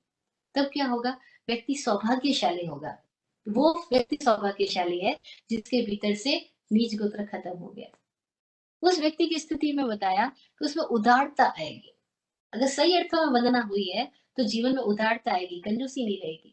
और हम सो कॉल्ड धार्मिक लोगों को जानते हैं जो बहुत कंजूस होते हैं, पैसे पैसे के लिए, बात बात के लिए झगड़ा फसाद करते हैं, और वो महाराज साहब को वंदना करते हैं, तीर्थ यात्राएं निकालते हैं, परिक्रमाएं करते हैं। वंदना हुई कि नहीं हुई उनका जीवन बता देगा। नहीं, वंदना नहीं। अगर वंदना हुई होती तो उनके भीतर में छोटी छोटी क्षुद्र बातों की लेकर के पकड़ और रगड़ कभी नहीं होती। दाहिर भावम जने, उदारता है। आराम च आड़ा फलम च निवृत्ति। उस व्यक्ति की स्थिति ऐसी होगी कि वो व्यक्ति कहीं बोलता है तो सब लोग उसकी सुनेंगे। आज्ञा फल प्रकट होने लग जाएगा। फिर उसके भीतर ही ऐसी स्थिति आएगी कि भीतर कोई चीज की इच्छा खत्म हो जाएगी। अगर जरूरत भी पैदा हुई है तो प्रकृति खुद ब खुद उसको कैसे व्यवस्थित कर देगी, पूरा कर देगी। आड़ा फलम निवृत्ति, आज्ञा फल प्रकट हो जाएगा। फिर अगला प्रश्न किया, प्रतिक्रमण करने से जीव में क्या होता है? तो कहा प्रतिक्रमण करने से उसने अगर कोई व्रत ले रखे, उसमें छिद्र पैदा हो गए तो दूर हो जाएंगे, वो छिद्र खत्म होंगे, पाप कर्म की विशुद्धि होगी, निरतिचार होने लगेगा व्यक्ति। प्रतिक्रमण एक एक शब्द इतने प्यारे हैं कि बात करूं तो लंबे लंबे डंडे लग जाएंगे, लेकिन मुझे सत्य पूरा करना है, तो शॉर्ट करती हूँ। प्रतिक्रमण क्या है? कि हम आउट ऑफ ऑर्डर हो गए हो, उससे रीऑर्डर हो जाए, दैट्स कॉल्ड प्रतिक्रमण। हमें पता है ऑर्डर्स क्या है, लाइफ का एक क्रम है, हमारे भीतर एक क्रम, एक स्वभाव है जिसमें हम जिए तो प्रफुल्लित होते हैं, जिसमें हम रहे तो आनंदित होते हैं, हम अपनी वास्तविक दशा में जिए तो हम आनंदित होते हैं, सच्चिदानंदी होते हैं, सत्यम शिवम सुंदरम होते हैं। लेकिन अगर हम उस स्वभाव दशा में नहीं गए और बाहर चले गए, आउट ऑफ ऑर्डर हो गए, दैट्स कॉल्ड अतिक्रमण। और वो अतिक्रमण शारीरिक, मानसिक, वाचिक, सब तरह के, भावनात्मक, हर तरह से अतिक्रमित हो गए। अतिक्रमित होने से क्या होगा? अब हमारी एनर्जी ड्रेन आउट होएगी, हम स्ट्रेस में रहेंगे, और लगातार हमारे भीतर डिसहार्मनी बनी रहेगी। यानी हम है कहाँ और हम है कहाँ। इसको ऐसे बोलते हैं, शरीर कहीं मन कहीं, ऐसे भी बोलते हैं कोई कोई लोग। LLTT, love live in London talk in Tokyo. है कहीं बात कहीं, मतलब आदमी डिस्टर्ब माइंड, उसको पता ही नहीं है बात कहाँ क्या करनी है और कहाँ क्या बातें किए चला जा रहा है, कहाँ कैसे रहना है उसको पता ही नहीं, कुछ और ही रह रहा है। हार्मनी नहीं, डिसहार्मनी, क्योंकि अतिक्रमित हो रहा है ना, आउट ऑफ ऑर्डर हो रहा है। उससे प्रतिक्रमित हो जाए, रीऑर्डर हो जाए, खुद में लौट आए, तो उसके भीतर स्थितियां बदल जाएगी। फिर प्रतिक्रमण के बाद अगला प्रश्न पूछा गया है कि अगर कोई व्यक्ति कायोत्सर्ग करे तो उसके अंदर क्या होएगा? तो बोला कायोत्सर्ग करके हल्का हो जाएगा, जन्म जन्मों का भार खत्म हो जाएगा। जैसे एक बहुत बोझा लेकर के कोई आदमी चल रहा हो और उसको कोई ऐसा स्थान मिले जहाँ वो बोझा रख के बैठ जाए, आराम से सुकून ले सके, उसको कितना मजा आता है। सालों से बोझा उठा के चल रहा हो, किसी ने बोझ रखवा दिया हो। ऐसी कायोत्सर्ग करते ही सारा बोझ खत्म होता है। अतीत, वर्तमान और भविष्य तीनों काल की शुद्धि होती है, क्योंकि वो देह से बन जाता है कायोत्सर्ग में। काया का उत्सर्गित हो जाता है, काया से ऊपर उठ जाता है। काया में रहते हुए काया से ऊपर उठ जाना, दैट्स कॉल्ड कायोत्सर्ग। काया से उत्सर्गित, सर्ग संसार को, उत यानी ऊपर उठ जाना, उत्सर्गित हुआ है तो वो हल्का होएगा। अब उसके भीतर समर्पण घटित हो जाएगा, काल विशुद्धि हो जाएगी। और फिर अगला प्रश्न किया, अब ये कैंसर की दशा के बाद थपथुई मंगलेणम बनते जीवे किंचिनी। थपथुई मंगलेणम का पारंपरिक अर्थ किया जाता है नमोत्थोड़म का पाठ करने से। नमोत्थोड़म का पाठ नहीं है, यह भीतर में उठी हुई स्तव और स्तुति। भीतर में किसी के भीतर प्रार्थना उठ गई, परमात्मा की दशा की स्तुति पैदा हो गई, तो क्या होगा, उसमें भी दर्शन की विशुद्धि हो जाएगी, उसकी दृष्टि निर्मल हो जाएगी। फिर का पचखान करने से जीव में क्या होगा, पचखान करने से पाप कर्म की विशुद्धि हो जाएगी। अब वो आने वाले समय के लिए भी कोई पाप कर्म नहीं करेगा, क्योंकि इसके अंदर संकल्प दूसरी दिशा का पैदा हो गया, खुद की दिशा का संकल्प पैदा हो गया, वो बाहर की दिशा में भटकेगा नहीं। फिर अगला प्रश्न किया गया है कि इस तरह से चलते चलते अगर व्यक्ति क्रोध को विजय करे, मान को विजय करे, माया को विजय करे, तो क्या स्थितियां पैदा होगी। तो बताया, अगर क्रोध हो गया तो क्षमा आएगा, मान पैदा हो गया तो विनय आएगा, मान हट गया तो विनय आएगा, माया हट गई तो सरलता आएगी, लोभ हट गया तो संतोष आ जाएगा। फिर और इस तरह से प्रश्न किए गए, पांचों इंद्रियों का अगर निग्रह कर ले तो क्या होगा। तो बोला अगर श्रोत इंद्रिय का निग्रह हो गया, मतलब कान के ऊपर कंट्रोल आ गया, तो कोई अच्छा बोले या बुरा बोले, दोनों में कोई भी तरह का उसके अंदर रिएक्शन पैदा नहीं होगा। ऐसे चक्षु इंद्रिय का निग्रह हो गया, तो मनुन्ना अमनुनेसु, मनोज्ञ मिले या अमनोज्ञ मिले, दोनों प्रकार के दृश्यों में कभी भी कोई प्रकार का संबंध स्थापन पैदा नहीं होगा। ऐसी पांचों इंद्रियों के संबंध में समझना। फिर इसके अंदर और भी बहुत प्यारे प्यारे सूत्र है। काल पड़ी लेहड़ियाणम बनते जीवे की मुजरी, अगर काल की प्रतिलेखना करें, काल की प्रतिलेखना का मतलब है हम सजग रहे कि इस क्षण किसके लिए है, इस क्षण में सावधान रहे, तो हम हर क्षण का प्रयोग सही दिशा में करेंगे, तो क्या होगा, ज्ञान का आवरण दूर हो जाएगा। एक बहुत प्यारा सूत्र आता है, क्षमावणियाणम बनते की जीवे की मुजरी, अगर क्षमापना जीव में आ गई तो क्या होगा। अब क्षमापना का मैं इसलिए स्पेशली उठा रही हूँ कि हम जैन लोगों की आदत बोली पड़ी हुई है, शखमत कामना इच्छा में टुकड़ा, ऐसा बोलते रहते हैं। जो बोलना है बोल देंगे, जो झगड़ा करना है कर लेंगे, जो करना है कह भी देंगे, सारी कुछ उसके बाद में बोल देंगे अच्छा नहीं, इच्छा में टुकड़ा भाई साहब का मत कामना। फिर इतना औपचारिक लगता है कि फिर तुम कर क्या रहे हो। फिर पहले घोषणा क्यों नहीं बोले, जब अब बाद में खमत कामना कर रहे हो, अच्छा खमत कामना कर भी रहे हो या खाली बोल रहे हो। क्योंकि खाली बोलने से तो कुछ नहीं होगा, वापस पुरानी बातें कंटिन्यू रहने वाली है, लेकिन अगर वास्तव में क्षमापना हो गया तो क्या होगा। तो बहुत प्यारा आंसर है कि क्षमा वणियाणम पलायन भाव चिन्ह, अगर क्षमा आ गई है तो उसके भीतर प्रहलाद भाव आएगा। प्रहलाद का मतलब है प्रसन्नता, ऐसी प्रसन्नता जो किसी और पे डिपेंडेंट नहीं है, उसको प्रहलाद भाव कहते हैं। प्रहलाद का भाव है भीतर के अंदर एक ऐसी खुशी का रोमांच उठना कि ऊपर की दिशा में ले जा रही है आपको, पलायन भाव मुझे। ऐसा प्रहलाद भाव अगर आ गया तो उसके अंदर से सारी ग्रंथियां खत्म हो जाएगी, क्रोध मान माया लालच की ग्रंथियां चली जाएगी। और ऐसे व्यक्ति के अंदर जिसके अंदर से ग्रंथियां जाने लग गई है, अब वो व्यक्ति अपने आप की यात्रा में आगे बढ़ेगा, तो कहा कई सारी स्थितियों से वो कैसे ओवरकम करेगा। तो का संभोग पच खाने नम क्या जीवे किम जिनेंगे, वही पच खाने नम जीवे किम जिनेंगे। अब यहाँ है कि वो बाहर से जहां जहां कनेक्टिविटी है, जिस जिसका सहारा लेकर के जी रहा है, अगर उन सबसे भी परे होने लग जाए, अपने आप की दिशा में जा रहा है, क्योंकि निवृत्ति का मार्ग है, ये प्रवृत्ति का मार्ग नहीं है, ये मुक्ति का मार्ग है, निर्वाण का मार्ग है। तो यहाँ धीरे धीरे हम बाहरी सारे सहारों से हट रहे हैं। अगर बाहरी सारे सहारों से हट जाएंगे तो क्या पैदा होगा। तो बोला अब भीतर के अंदर कोई अपेक्षा ही नहीं पैदा नहीं, सहारा हट जाएगा, अपेक्षाएं खत्म। अपेक्षाएं खत्म हो जाएगी तो क्या होगा, व्यक्ति अपने आप की दिशा में और अधिक गतिमान होगा। तो महानिर्जरे महापर्यवसाने भवेत्, उसकी महानिर्जरा होने लग जाएगी, वो महापर्यवसान वाला हो जाएगा। यानी उसकी भावधारा जो है, वो बिल्कुल ही निर्वाण वाली स्थिति में आ जाएगी, किसी के साथ संबंध नहीं रहेगा। फिर ऐसी उपदी पचकांड से क्या होगा? अगर बहुत सारे सामान नहीं ले रहा है व्यक्ति, कम सामान में रहेगा, कम संग्रह करेगा, कम वस्तु, तो अ, जितना ज़रूरत है कम, उतनी ही हमारे भीतर में क्षमताएँ ज़्यादा बढ़ेगी, आंतरिक क्षमताएँ बढ़ेगी। बाहर की ज़रूरतें घट जाएगी, आंतरिक क्षमताएँ बढ़ जाएगी। फिर अगर कोई व्यक्ति अपने भीतर में गति करता हुआ, अगर राग और द्वेष का ही प्रत्याख्यान कर लेगा, तो क्या स्थिति पैदा होगी? तो बोला राग और द्वेष गया तो 8 प्रकार के कर्म चले जाएँगे। और 8 प्रकार के कर्म चले गए, तो व्यक्ति शैलेशी अवस्था में आ जाएगा। शैलेशी का मतलब होता है जैसे शैल कहते हैं पर्वत को। जैसे पर्वत स्थिर है अपने आप में ना, ऐसी एक चेतना अब अपने आप में स्थिर होने लगेगी। अब निष्कंप होने लगेगी। तब क्या होगा? अकर्म अवस्था पैदा होगी और उस अकर्म अवस्था का परिणाम निर्वाण होगा। इस तरह से ये 73 प्रश्न है इस चैप्टर के अंदर में, क्वेश्चन और आंसर। ये होगा तो इसका परिणाम क्या होगा? फिर ये होगा तो इसका परिणाम क्या होगा? ये हमको अपने आप को चेक करने के लिए बहुत अच्छी मार्गदर्शक सूत्र है। खुद को चेक करने के लिए, क्योंकि हम बोलते तो हैं, हम सामायिक करते हैं, प्रतिक्रमण, प्रायश्चित करते हैं। ऐसे प्रायश्चित हुआ कि नहीं हुआ? अगर प्रायश्चित हो गया तो हम सही मार्ग पे होंगे। हमारा आचार की शुद्धि होगी, मार्ग की शुद्धि होगी। प्रायश्चित हो गया तो चित्त एकदम विशुद्ध हो जाएगा। फिर दोबारा वो बात ही हमारे भीतर पैदा नहीं होगी। अभी तो क्या होता है, वो ही पुरानी बातें बार-बार पैदा हो रही है। इसका मतलब है प्रायश्चित नहीं हुआ है। हम बोल तो रहे प्रायश्चित कर लिया, लेकिन प्रायश्चित हुआ नहीं है। तो ये समझ इस अध्याय के साथ में हमें अपने आप को चेक करने का मौका मिलता है कि जो मैं कर रहा हूँ, या जिस स्थिति में, जिस दिशा में जा रहा हूँ, वो दिशा राइट है या नहीं है। फिर 30वां अध्याय, जिसका नाम है तप मार्ग गति। तब वो मग्न गई।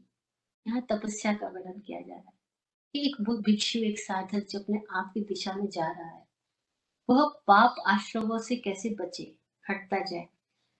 प्रणतिपात, मृषावाद, अदत्ता दान, मैथुन, परिग्रह। अब वो इन पांचों के आश्रमों से अपने आप को रोक लिया है, भीतर की दिशा में जा रहा है। तब भी तो ऐसी स्थितियां है कि अभी बहुत पुराने कर्म संग्रह अंदर है, बहुत पुराने ब्लॉकेजेस अंदर है। उन सब से कैसे हटना? उसके लिए 12 प्रकार के तप बताए। ये तप क्या है? आंतरिक ऊर्जा का अंतर की दिशा में ऊर्ध्वीकरण करना, ऊपर की ओर उठाना, और बाहरी दिशा से खुद को मोड़ लेना। लेकिन हम अभी तक तप का अर्थ समझते हैं भूखे रहना, खाना पीना बदल देना, बस हम उसको ही तप करते हैं। दूध दही नहीं खा रहे हैं, बहुत तपस्वी हो गए वे। कई दिनों का उपवास किया, बहुत तपस्वी हो गए वे। लेकिन क्या वो तप है? इस सूत्र के अंदर हम चलेंगे तो हमें समझ में आएगा असली तप तो कुछ और है। असली तप क्या है? इसको समझने से पहले एक बात समझ लेते हैं। लोग बोलते भगवान महावीर ने बहुत तप किया, बहुत तपस्वी थे। भगवान महावीर ने ये नहीं किया, वो नहीं किया, ऐसा नहीं किया, वैसा। हम भी वो नहीं करेंगे तो हम भी महावीर हो जाएंगे। अब यहाँ उल्टी दिशा में चले गए। हम सोचते हैं महावीर ने जो जो छोड़ा वो हम भी छोड़ देंगे तो हम भी महावीर हो जाएंगे। नहीं नहीं, ऐसे नहीं महावीर होंगे। महावीर के भीतर ऐसा कुछ हुआ कि व्यर्थ चीजें छूट गई। वो जो भीतर की दिशा में प्रयोग कर रहे थे, खुद के आप के साथ अपने आप को जानने के लिए प्रयोग कर रहे थे, अपने अस्तित्व को निर्मल करने के लिए जो प्रयोग कर रहे थे, उस दिशा में जाते हुए बाहर की चीजें बदल गई। लोग सोचते हैं महावीर के कपड़े छूट गए, हम कपड़े छोड़ के दिगंबर हो जाएंगे तो हम भी मुक्त हो जाएंगे। तो गड़बड़ सोच रहे हैं, सारे जानवर तो दिगंबर है, मुक्त तो नहीं हुए।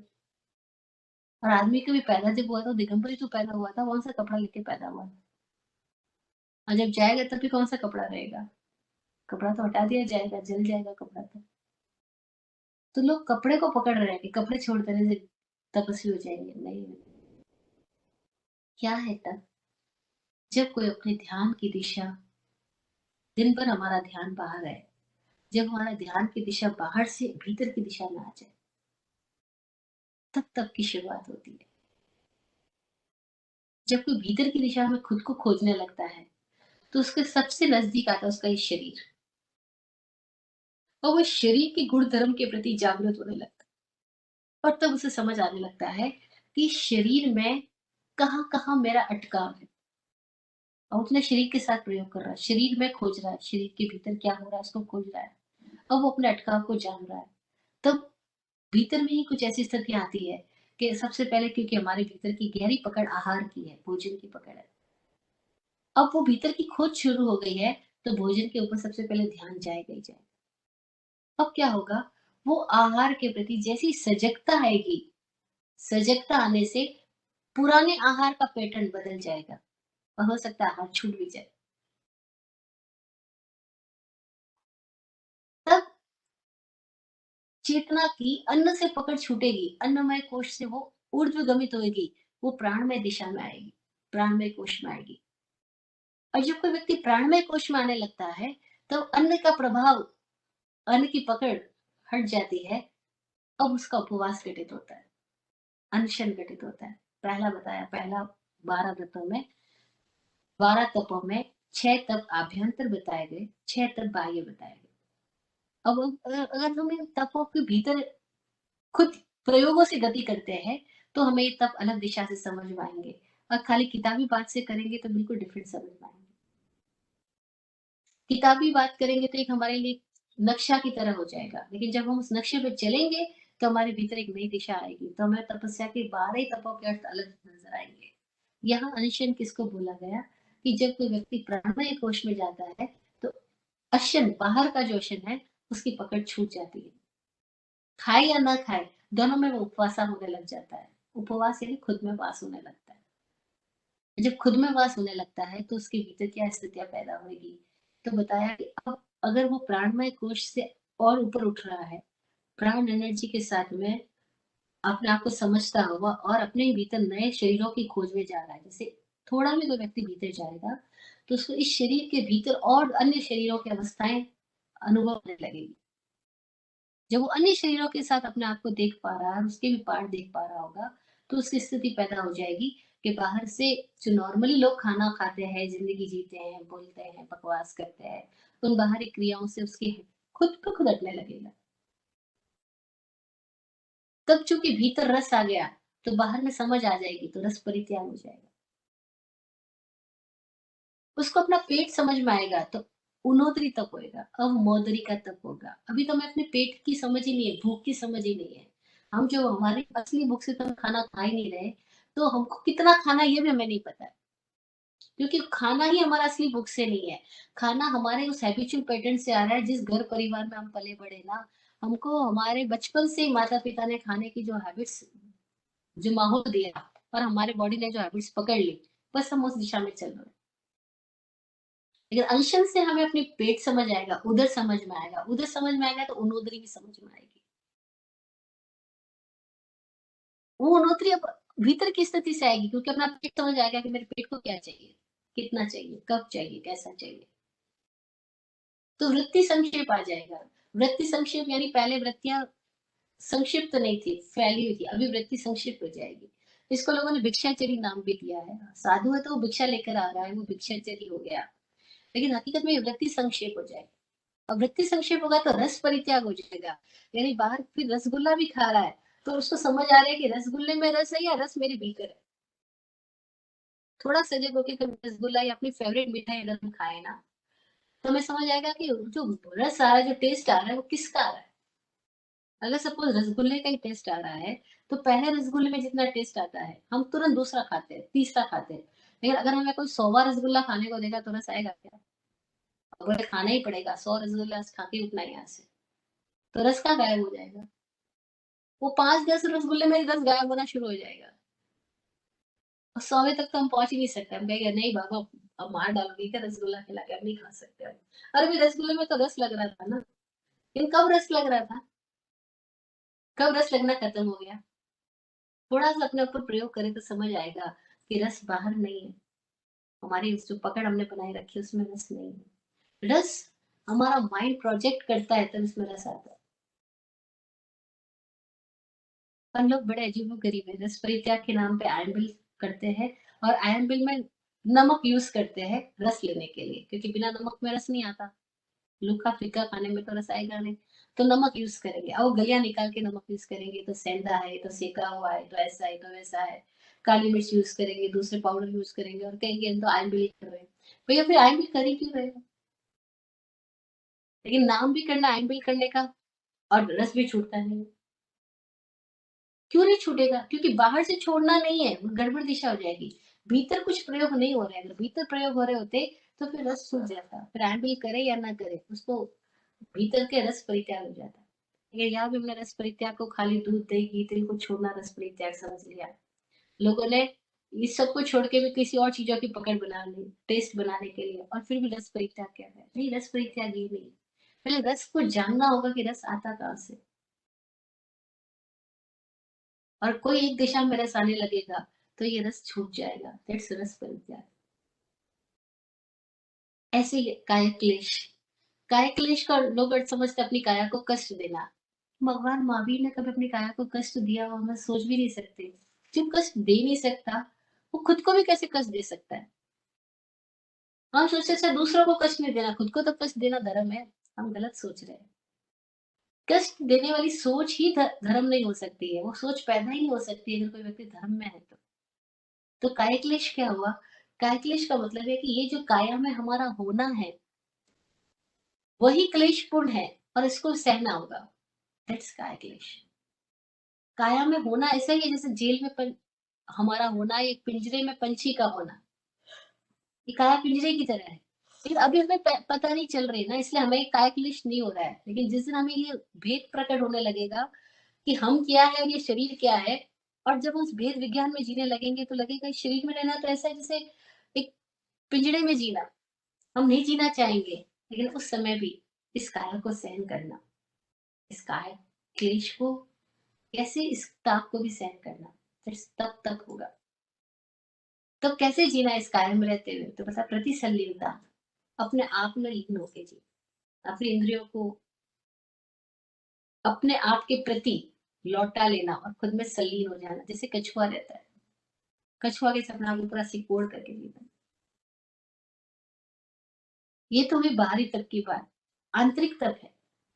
प्रायश्चित से शुरू होता है। प्रायश्चित, विनय, व्यावृत्ति, स्वाध्याय, ध्यान और विसर्ग, ये 6 आंतरिक तप है।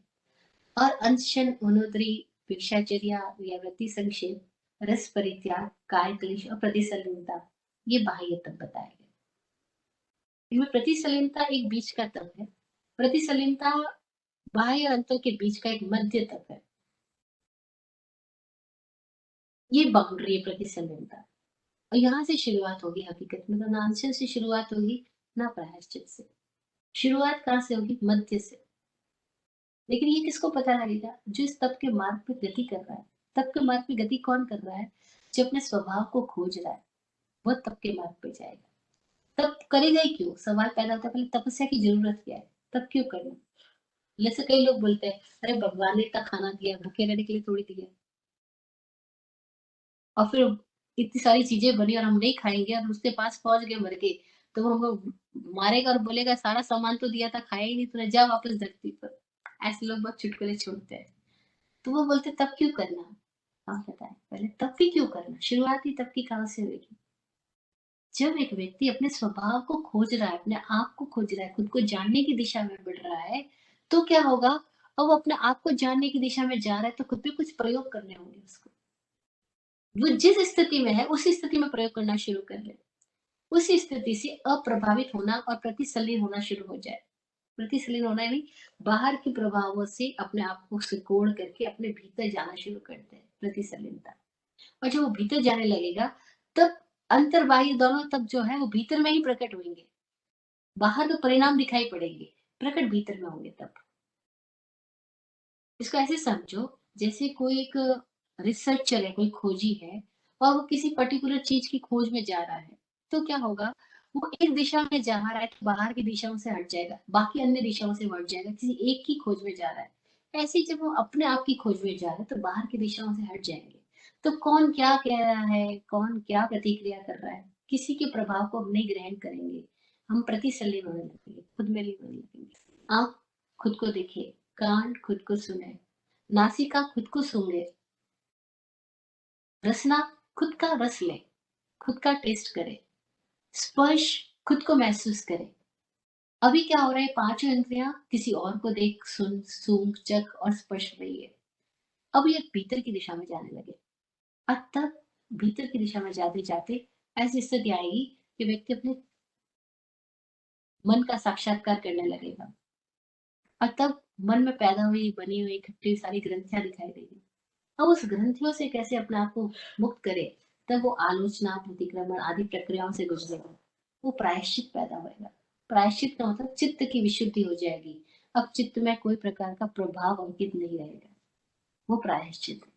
जब चित्त में कोई विकार अंकित नहीं रहा, किसी का साथ हुआ कोई दुर्व्यवहार, कोई भी अतीत की घटना का संस्कार चित्त ने पकड़ छोड़ दी, प्रायश्चित हुआ, तो विनय पैदा होगा।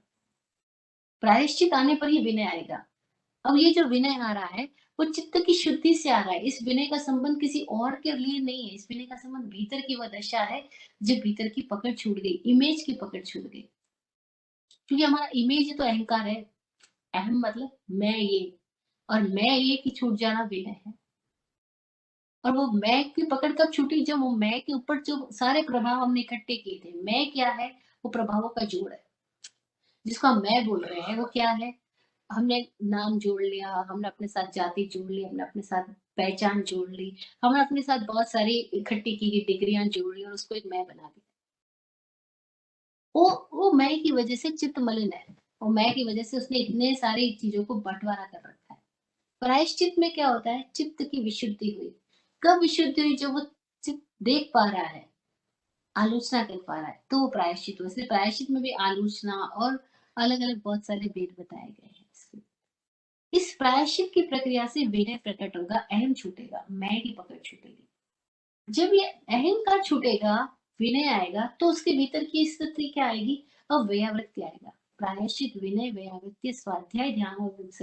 अब व्यावृत्ति का मतलब क्या है, कि अब हमारी जो आवृत्ति है, अब तक पुरानी दशाओं में जा रही थी, अब वो आवृत्ति पुरानी दशाओं से हट करके, आवृत्ति यानी हमारी पूरी परिक्रमा, हमारी सोच की पूरी परिक्रमा हैबिचुअल पैटर्न में, रिवाजों के पैटर्न में, घर परिवार से लिए प्रभावों के पैटर्न में, अथवा सामाजिक सोच के पैटर्न में जा रही थी। वहां से हट करके अब वो जो मुक्ति की दिशा में जा चुके लोग हैं, उनकी सेवा में, उन उनसे उनकी वाणी सुनने में, उनकी परिउपासना में हमारी दिशा जाने लगेगी, भयावह आने लगेगा।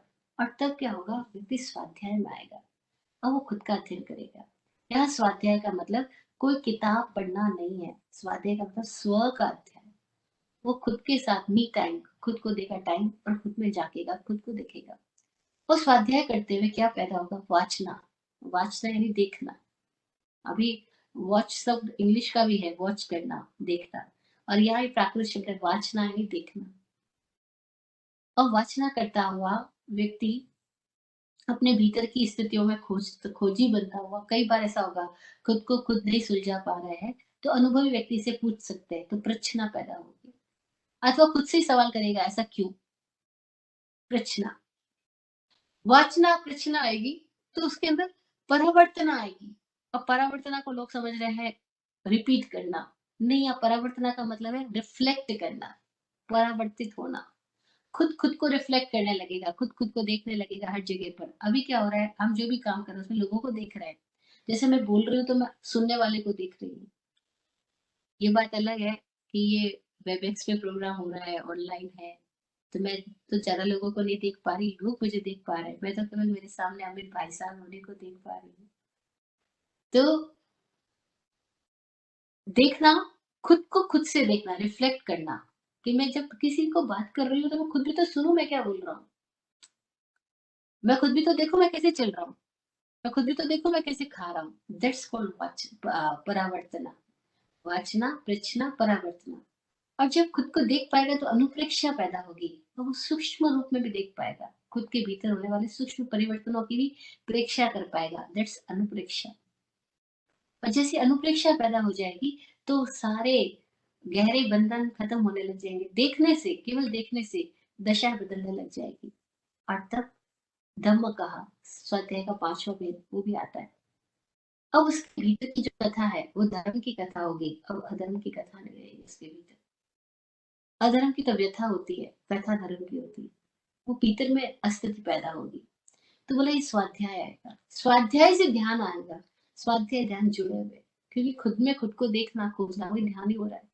एक ऐसी स्थिति आ जाएगी जब उसको समझ में आएगा कि मैंने जितने विचार है वो भी बाहर से इकट्ठे किए हैं। तो ध्यान में व्यक्ति क्या होगा, उन विचारों से अप्रभावित होगा, निर्विचार दशा में जाए। ध्यान मतलब निर्विचार होना। चित्त की वह अवस्था जब चित्त तो है लेकिन चंचलता नहीं है। चित्त की वह दशा जहाँ चित्त है लेकिन चंचलता नहीं, वह ध्यान है। फिर ध्यान से व्युत्सर्ग की दशा में आ जाएगा। और व्युत्सर्ग में क्या होगा, अब वो अपने आप से परे हो गया, है भी नहीं भी, जिसको बोलते हैं श्रीमद राजचंद्र जी की भाषा में बोलूं तो देह छता जहनी दशा वर्ते देहातीत। देहातीत हो गया, कालसर्ग अवस्था में आ गया। इस तरह से जो 12 तत्वों को जी रहा है वो अपने पुण्य पाप दोनों का श्रेय करके मुक्त हो जाता है। मुक्त हो जाते हैं किससे, सारी पकड़ से, सारे आवरणों से जो हम है नहीं और हम मान बैठे कि हम हैं। तब हमें अपने होनेपन के रास्ते पर खुद को खुद की खोजने में एक सहायक तत्व है। और जब हम तत्वों की सहायता से खुद में आ जाएंगे तो क्या होगा, हम जो नहीं है वहां से हट जाएंगे, बस उसका नाम मुक्ति है। ये तप मार्ग गति, ये 30वां अध्याय। आज हम यहीं पे अपनी बात को विराम देते हैं। 31वें अध्याय की चर्चा हम नेक्स्ट सेशन में करेंगे। आप सबने बहुत प्रेम से सुना और बहुत ध्यान से सुना, आप सबको बहुत बहुत धन्यवाद। मंगल पाठ करती हूँ। चतारी मंगलम, अर्हंता मंगलम, सिद्धा मंगलम, साहु मंगलम, केवली पन्नतो धमो मंगलम। चतारी लोगोत्तमा, अर्हंता लोगोत्तमा, सिद्धा लोगोत्तमा, साहु लोगोत्तमा, केवली पन्नतो धमो लोगोत्तमो। चतारी शरणं प्रवज्झामि, अर्हन्ते शरणं प्रवज्झामि, सिद्धे शरणं प्रवज्झामि, साहु शरणं प्रवज्झामि, केवली पन्नतम धमम शरणं प्रवज्झामि। आप फूलों फलों हो जिंदगी मखमल मुलायम, आपकी हर खुशी पे है हमारी जान सदके। दुआ करते हैं चुपचाप, दिल की थाप से हम रहे जाते नवाजे, हर घड़ी अरमान सबके। अमन और चैन से गुजरे आपका वक्त सारा, अमन और चैन से गुजरे आपका वक्त सारा। रुख पे खिलती रहे यूं रूह की मुस्कान खुल के, रुख पे खिलती रहे यूं रूह की मुस्कान खुल के। जय हो, सबका कल्याण हो, सबका मंगल हो। ओम शांति।